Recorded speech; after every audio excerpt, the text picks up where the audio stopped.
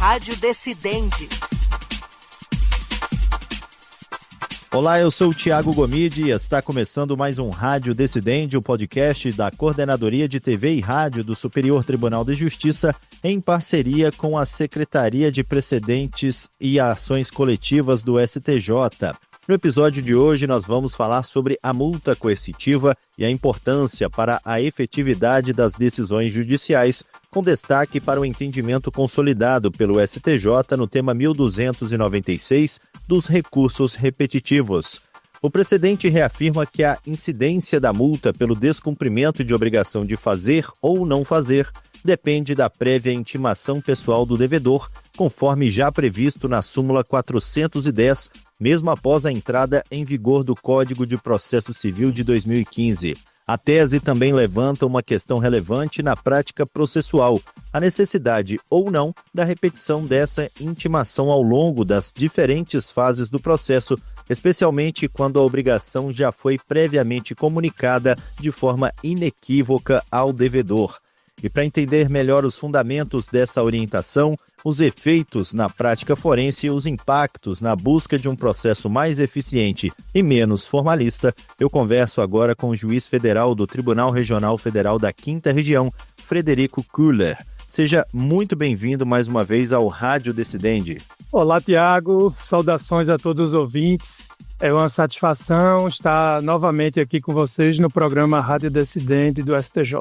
Para começar, nesse tema 1296, a Corte Especial discutiu se a prévia intimação pessoal do devedor é condição necessária para a cobrança de multa por descumprimento de obrigação de fazer ou não fazer, não é isso? Qual exatamente a controvérsia que foi submetida a julgamento?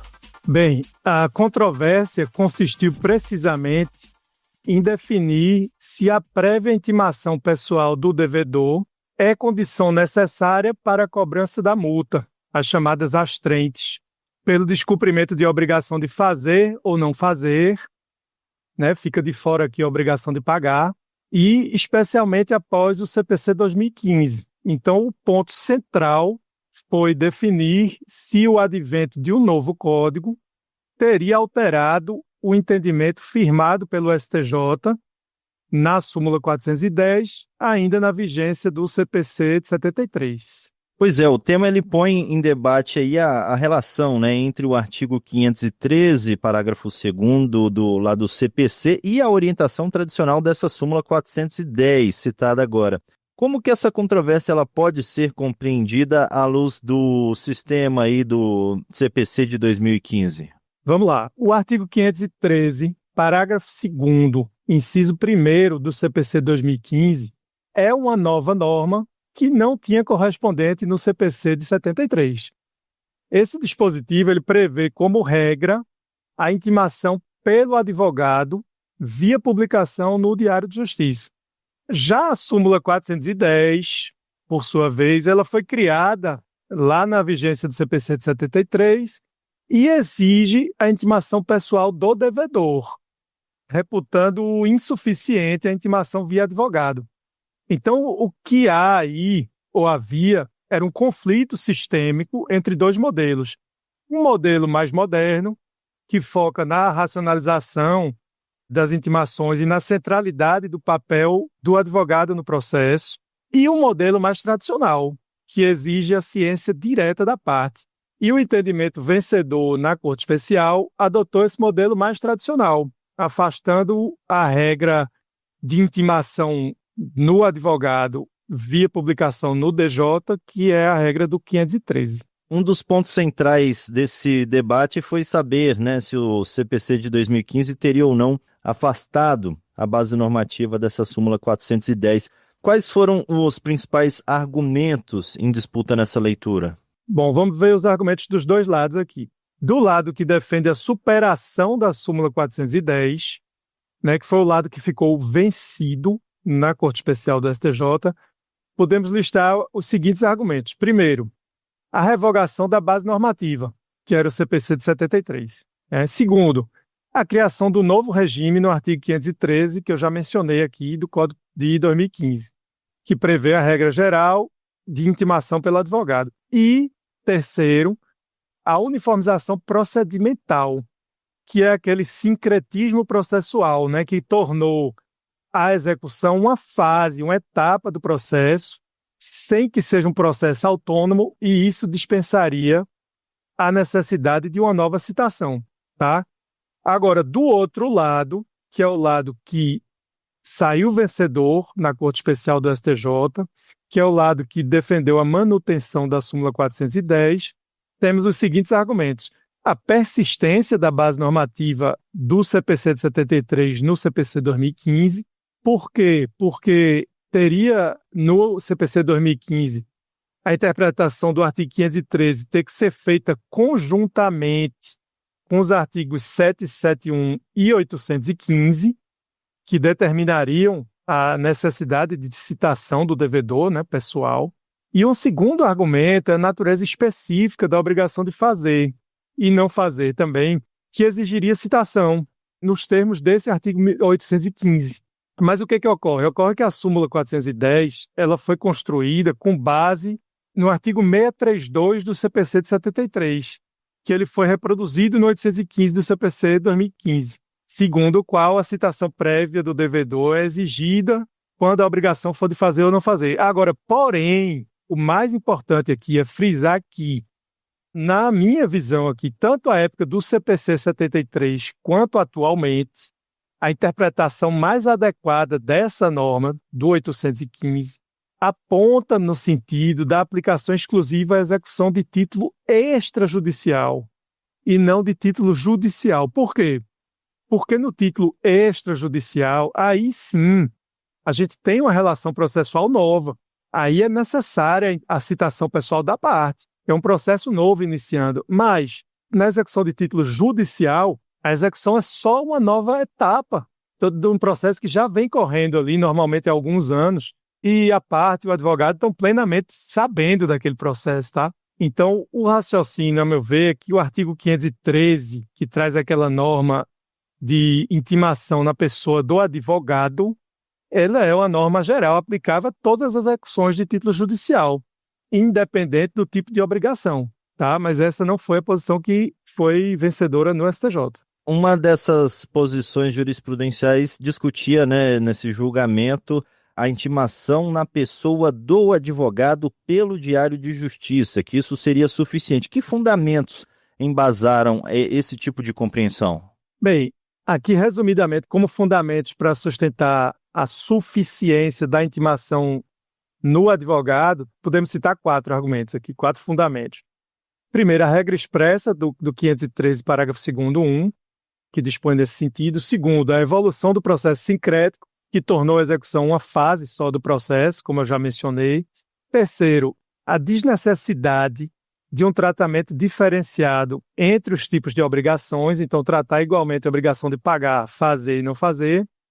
E por último, mas a meu ver também muito importante, a questão da eficiência e a observância do princípio constitucional da razoável duração do processo. Agora, por outro lado, que fundamentos costumam ser invocados aí para sustentar a permanência dessa exigência de intimação pessoal do devedor, mesmo após a entrada em vigor do CPC de 2015? Pronto, esses foram os fundamentos que saíram vencedores na Corte Especial do STJ.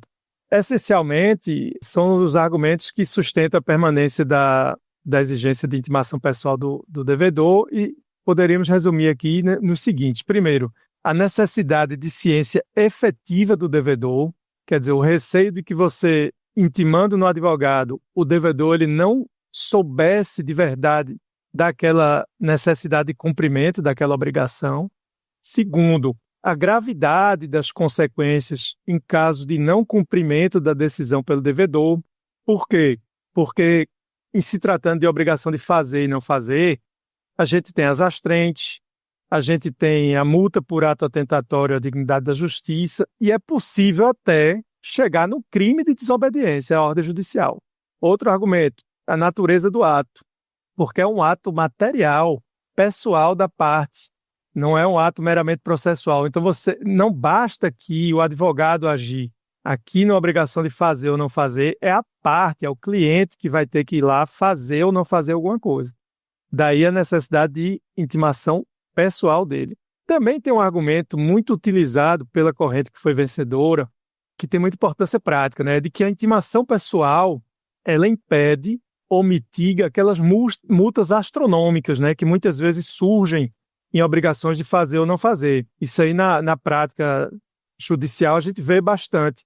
Mas o que se vê na prática é que não é o modo, né? Também na minha opinião aqui, respeitosamente, não é o modo de intimação ser por advogado ou ser na pessoa do devedor que vai impedir o crescimento exagerado das multas. O que determina se a multa vai crescer ou não é a disposição do devedor em cumprir a ordem judicial. E esse tema, 1296, a gente pode dizer que ele revisita uma controvérsia que já tinha sido enfrentada pelo tribunal em precedentes anteriores, na própria súmula 410, em que medida esse julgamento repetitivo agora consolida ou redefine essa orientação? Pois é, o julgamento, ao final, ele reafirmou a validade da súmula 410 nos tempos atuais. Ele apenas conferiu um novo fundamento com base no CPC 2015. Portanto, o que houve foi a consolidação da orientação anteriormente vigente, com a atualização da base normativa que dá sustentação a essa orientação. Então, assim, foi por causa disso, inclusive, que de forma aí sim coerente, a meu ver, não houve a modulação de efeitos.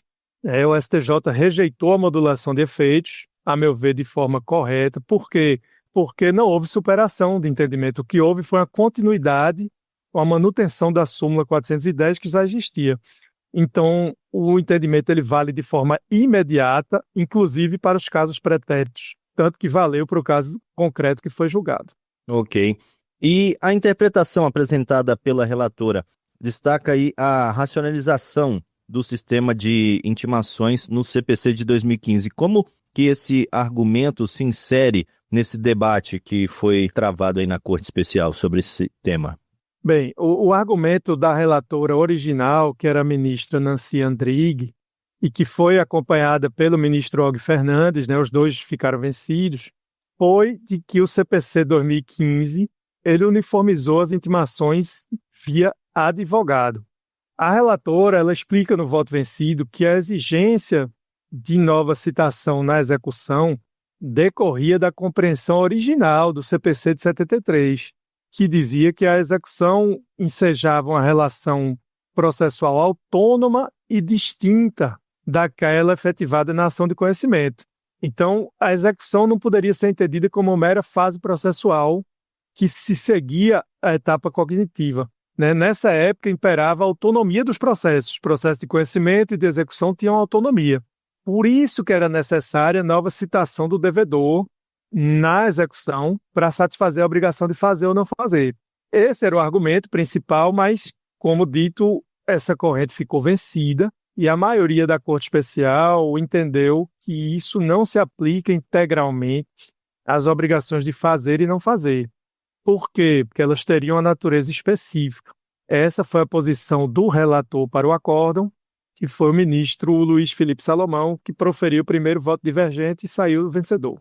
E quando se fala em astrientes nesse caso, o debate diz respeito à incidência da multa, à exigibilidade dela ou à cobrança dessa multa? Essa distinção, ela ajuda aí a delimitar melhor o alcance desse tema repetitivo? Sim, há que se diferenciar entre os conceitos de incidência, exigibilidade ou cobrança das astrentes. A incidência da astrente é o momento lógico anterior à sua exigibilidade e cobrança. Primeiro, a astrente tem que incidir, tem que haver a incidência dela para que só posteriormente ela possa ser exigida e cobrada. O voto delimitou claramente esse ponto. A discussão, no caso, ela diz respeito à intimação para cumprimento da obrigação que condiciona a incidência da multa. Então, não se trata de intimação para pagar a multa, mas sim é um momento anterior, para que a multa ainda incida, ou seja, para que ela passe a existir. O momento de cobrança seria até posterior ainda.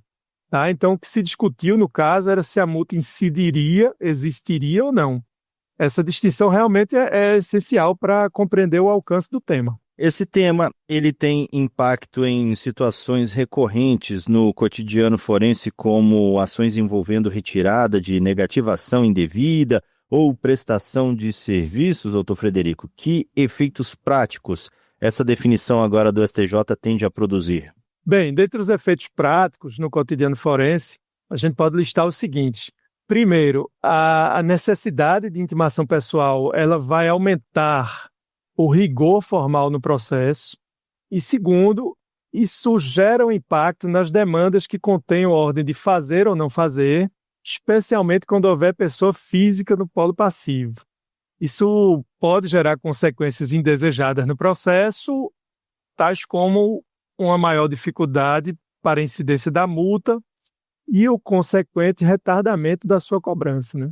E como que essa discussão ela dialoga com a efetividade da tutela jurisdicional, já que a multa coercitiva tem essa função, né, de induzir o cumprimento da ordem judicial?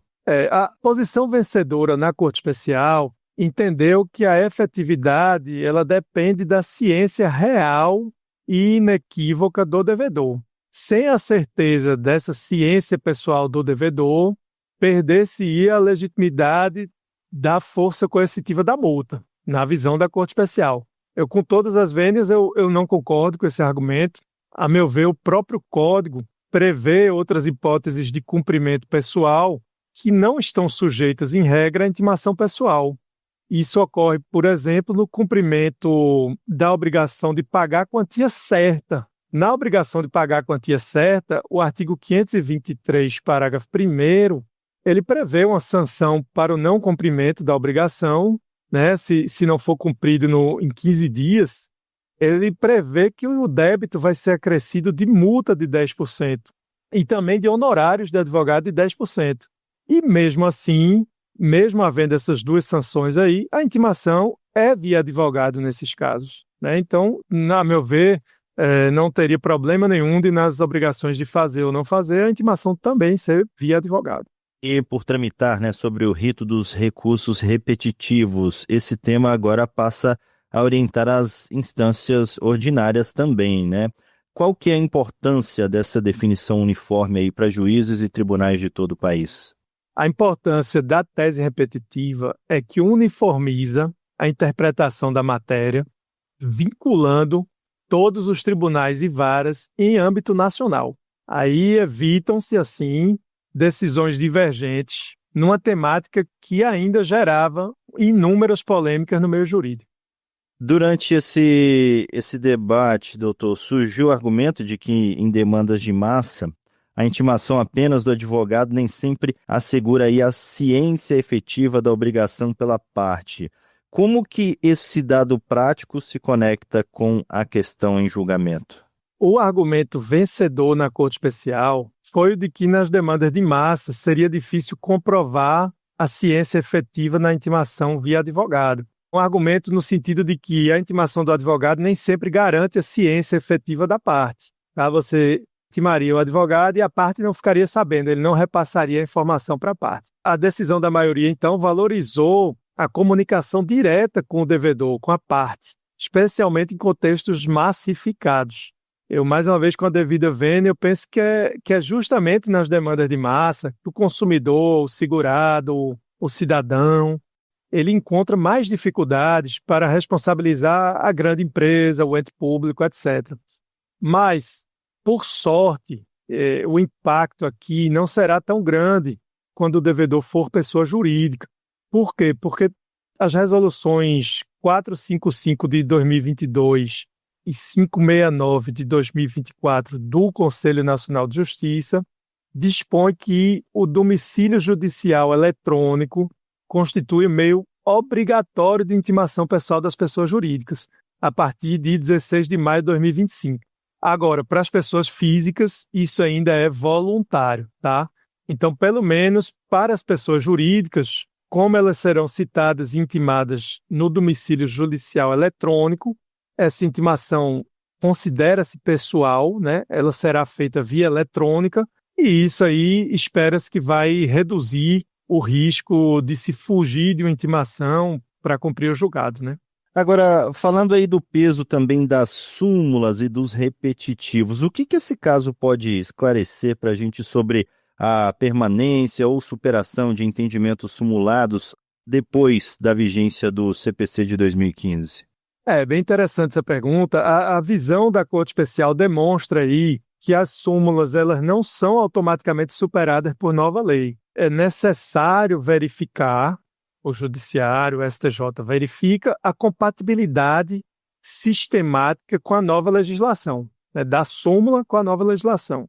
E outro ponto importante aqui é que se reforça uma tendência já muito perceptível de transformar súmulas antigas em temas repetitivos, né? E o objetivo do STJ aí é muito claro.